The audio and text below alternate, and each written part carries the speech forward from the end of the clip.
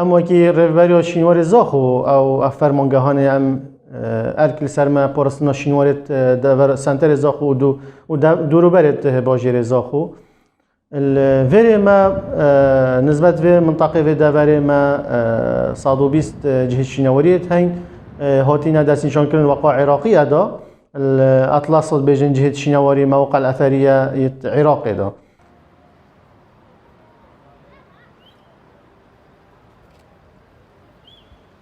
ما بيسي قالك هاي مزخانة كي ابخو باجر زاخو اف شینوارت السنتر باجر زاخو هنده گنداجی که همان چکو مزخانه نه اول که ما گفتی قدابخانه عداتا زندان آوای قشل دا ابخو هما با آوای مزخانه نه بس چی ما پیوستی های مزخانه دی بون نمایش کرنا وان پارچه شینواری اول گندک پارچه می تین جورامه من ما بهربتر گلک پارچه تین کوگه ها هر واسه اکشوان آستانگا کو امنشین هل کلی نجی بکین گلک ما مزخانه نینه اوه که شوان آریشانه هکر مزخانه هبتن ام دیگه لک آسانی هل کلی ناجیکین و امانتش تا بکینت مزخانه دا بین هل